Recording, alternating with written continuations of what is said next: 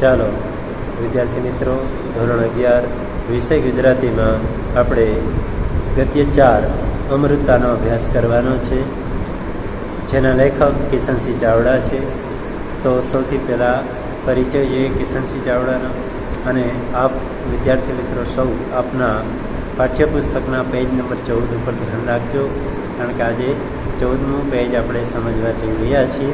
તો સમજો કિશનસિંહ ચાવડાનો પરિચય.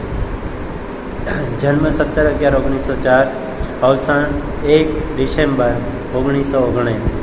નિબંધકાર, નવલકથાકાર, વાર્તાકાર, ચરિત્રકાર, સંપાદક તેમજ અનુવાદક કિશનસિંહ ગોવિંદસિંહ ચાવડા. જીપ્સીનો જન્મ વડોદરામાં થયો હતો.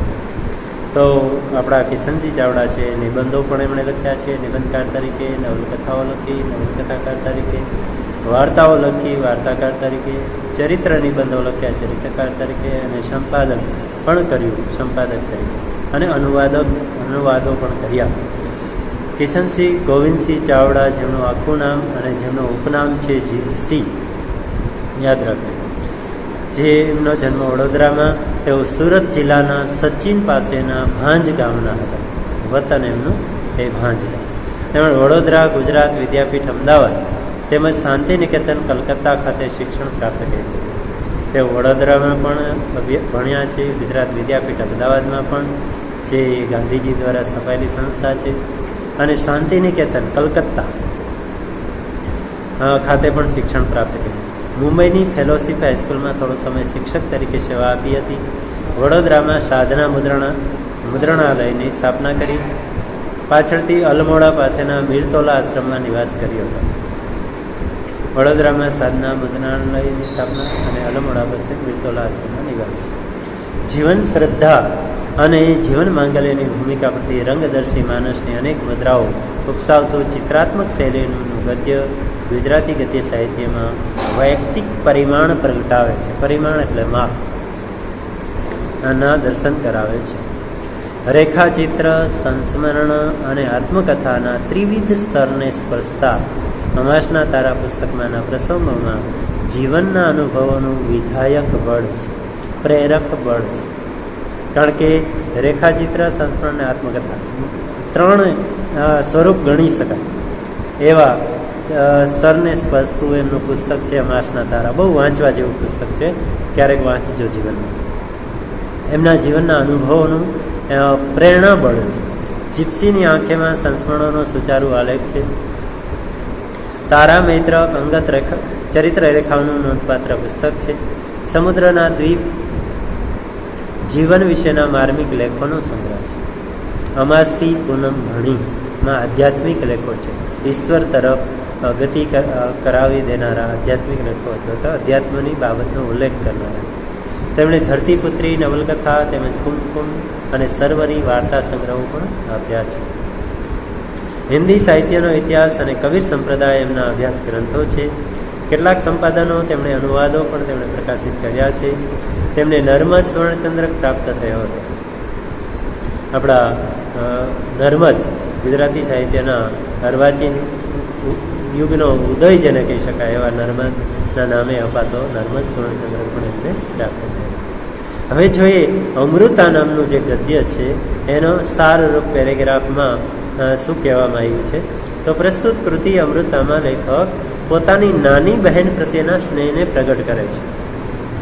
આ જે કૃતિ છે એમાં લેખક કિશનસિંહ ચાવડા છે અને એમના નાના બહેન પ્રત્યેના સ્નેહને પ્રેમને પ્રગટ કરે છે. ભાઈના લગ્ન પ્રસંગે અમુની વેદના તેમજ અમુના લગ્ન ટાણે ભાઈની વેદનાને લેખકે એટલી રસપ્રદ શૈલીમાં વ્યક્ત કરી છે કે વાચકની આંખ સહજ રીતે જ ભીંજાય છે.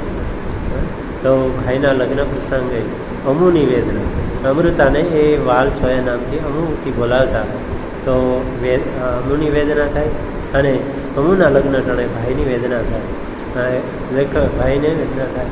તો આ લેખકે એટલી રસપ્રદ શૈલીમાં વ્યક્ત કરી રજૂ કરી છે, વાચકની આંખ સહજ રીતે ભીંજાઈ જાય. અમુનો સાસરવાસ અને તેની બીમારી પછી તેની કાયમી વિદાય તો વાચકને અવાચક બનાવી મૂકે છે. કથાની સાથે અમુનો માતા પિતા અને પોતાની સાથેના સ્નેહ સંબંધને પણ લેખકે પ્રસંગોપાત નોંધ્યો છે. તો અહીંયા લેખકનો પરિવાર ભાઈ કિશન અને એના મમ્મી પપ્પા આ બધાના પ્રેમ સંબંધને પ્રસંગોમાં આલેખન પામ્યું છે, જે અમુના ચરિત્રને સરસ રીતે ઉઠાવ આપે છે. અમુનો પાંચિકા પ્રેમ, એ પાંચિકા પ્રેમને કારણે પ્રગટેલો ભાઈ પ્રત્યેનો સ્નેહ. અમુનો પાંચિકા પ્રેમ, જે ગોળ લીસા પથ્થરોથી રમવાની રમત હોય એ પથ્થરોને પાંચિકા કહેવાય. તો આ પાંચિકા પ્રેમને કારણે પ્રગટેલો ભાઈ પ્રત્યેનો પ્રેમ વહાલ. અમુના અસ્થિ વિસર્જન અને અમુનું અવસાન, અમુનું નિધન થાય ત્યારે એના અસ્થિ વિસર્જન, હિન્દુ ધર્મ પ્રમાણે જે અસ્થિ વિસર્જન પ્રક્રિયા કરવામાં આવે એ થયેલ પાંચિકા વિસર્જન અને એની સાથે પેલા ગોળ પથ્થર લીસા રમી રમીને લીસા કરી દીધેલા એવા ગોળ પથ્થરોનો પણ એ અસ્થિ વિસર્જનની સાથે વિસર્જન અને ભાઈની વ્યથામય સ્થિતિ અને ભાઈને બેનની યાદ, આ બધું જાણે અજાણે ચિત્રપટ પર જોતા અનુભવતા હોય એવું લાગે છે. જાણે એક ચિત્રપટ, એક જાણે ફિલ્મનું રેખાંકન ચાલતું હોય, ચિત્ર ચાલતું હોય એવું લાગે છે. તો જોઈએ એ અમૃતા ગદ્ય. મારી નાની બહેનનું નામ તો અમૃતા, પણ સેવ એને અમુના વાલસોયા નામથી જ બોલાવતા. મારી નાની બહેનનું નામ અમૃતા, પણ સૌ એને અમુના વહાલસોયા નામથી જ બોલાવતા. મારાથી એ 3 વર્ષ નાની, હું 12 વર્ષનો ત્યારે નવની અમે ભાઈ બહેન ઉપરાંત જબરા મિત્રો. અને એ હું 12 વર્ષનો ત્યારે નવની અમે ભાઈ બહેન ઉપરાંત જબરા મિત્રો. અમુક ગજબની તોફાની. હું જરા શાંત, એટલે ફળિયામાં જરા કંઈક છોકરાઓમાં તકરાર જેવું થાય ત્યારે મારા સામાવાળાના તો અમુક બહાર વગાડી દે. હું જરા શાંત એટલે ફળિયામાં કે જરા કંઈક છોકરાઓમાં તકરાર ઝઘડા જેવું થાય ત્યારે મારા સામાવાળાના તો અમુક બહાર વગાડી દે. સામાવાળાનું તો આવી બનવું, આફતરૂપ બને, એના માટે તો આફત થઈ જાય. અમુક ગંઠાયેલું શરીર, તંદુરસ્તીની ખુશ્બુ, નમણો ચહેરો અને તેજસ્વી ચકોર આંખો. અમૃતાની આંખો પર હું મુગ્ધ, અને એની એવી તેજસ્વી ચકોર આંખો કે અમૃતાની આંખો પર મોહિત મુગ્ધ થઈ જાઉં. એ આંખો એના સમગ્ર સૌંદર્યનું શિખર છે. એ તો હું જરા મોટો થયો ત્યારે મને ગમ પડી. એની આંખો તો એ એના શરીરના સમગ્ર સૌંદર્યનું ટોચ છે. એ તો હું જરા મોટો થયો ત્યારે મને એની ગમ પડી, એટલે સમજ પડી. પણ અણસમજણમાંય મને એની આંખો બહુ, અને એ આંખો ઉપર ધનુષ્યાકૃતિ રચી રહેલા એના ભવા હું પોપાડતા થાકું જ નહીં. અને એ અણસમજણમાંય મને એની આંખો બહુ ગમે. આંખો ઉપર ધનુષ્યાકૃતિ, ધનુષ્ય જેવી આકૃતિ એ રચી રહે એવા ભવા એટલે નેણ ભ્રમર જેને કહી શકાય, એ પંપાડતા હું થાકું જ નહીં. પછી તો અમુક ના હોય તો હું મારા ભવા પંપાડતો અમુને યાદ કર્યા કરે. અને પછી તો અમુક ના હોય તો એ ભવા મારા ભ્રમર નેણ પંપાડ્યા કરું અને અમુને યાદ કર્યા કરું. અમુને જોઈને મારા નાની રાજુબા હંમેશા કહેતા કે કિશન, તારી બા નાની હતી ત્યારે બરોબર અમૃતા જેવી જ લાગતી. અમુને જોઈને મારા નાની રાજુબા, કિશનજીના નાની, કિશન તારી બા નાની હતી ત્યારે બરોબર અમૃતા જેવી જ લાગતી. અમુ મોટી થશે ત્યારે નર્મદા જેવી જ રૂપાળી થવાની. એક દિવસ રાજુબાએ મને અને અમુને બંનેને બાના બચપણની એક વાત કહી. અને એક દિવસ રાજુબા નાની મને અને અમુને બંનેને અમારા બચપણ એક વાત કહી. નર્મદા ત્યારે 9-10 વર્ષની હશે. આ એના નાનીમાં કહે છે કે નર્મદા ત્યારે 9-10 વર્ષની હશે. હું બહુ માંદી પડેલી. નાનીમાં કહે છે હું બહુ માંદી પડેલી. કોઈની આશા નથી કે હું જીવીશ. તમારા નાના તો હતાશ થઈને રડી પડેલા. એ દિવસોમાં એક સંન્યાસી ભિક્ષા માગવા આવે, અને એ દિવસોમાં એક સંન્યાસી છે બાવાજી, એ ભિક્ષા માગવા માટે આવે છે. નર્મદા એની ટેવ પ્રમાણે બંને મુઠ્ઠીઓમાં બાજરી ભરીને દોડી. અને નર્મદાને એવી ટેવ કે કોઈ સાધુ સંત આવે તો તરત જ 2 મુઠ્ઠીઓ બાજરી ભરીને દઈ દેવી. તો ભરીને દોડી. એની ડોકમાં એક સોનાની શેર હતી. એની ડોકની અંદર એક સોનાની શેર એટલે દોરો હતો. પહેલાં સાધુએ વાતમાં ઘરની માંદગીની ખબર જાણી લીધી. અને પહેલાં સાધુએ સજ્જને વાતમાં ઘરની માંદગીની બરાબર ખબર જાણી લીધી. તરસ્યો હતો કહીને છોકરી પાસે પાણી માંગ્યું. તરસ લાગી છે એવું કહી અને છોકરી પાસે પાણી માગે છે પેલો સાધુ. એ સાધુ શાંત, કોઈ અવધૂત હતો. એ સાધુ શેનો? એ કોઈ અવધૂત. જેણે નર્મદાને કહ્યું કે જો તારી સોનાની કંઠી આપી દે તો તારી માં તરત સાજી થઈ જાય એવી ઈશ્વરી ભસ્મ આપ. અને નર્મદાને કહ્યું કે તારી સોનાની કંઠી આપી દે તો તારી માં તરત સાજી થઈ જાય એવી ઈશ્વરી ભસ્મ એટલે મંત્રેલી એવી રાખ આપ. ભસ્મ પહેલા નર્મદાએ તો કંઠી ઉતારી દીધી અને પેલો સાધુ ચપટી રાખ આપીને ચાલતો થયો. નર્મદાએ તરત જ પેલી સોનાની કંઠી છે આપી દે છે અને પેલો ચપટી રાખ આપીને ચાલતો થયો.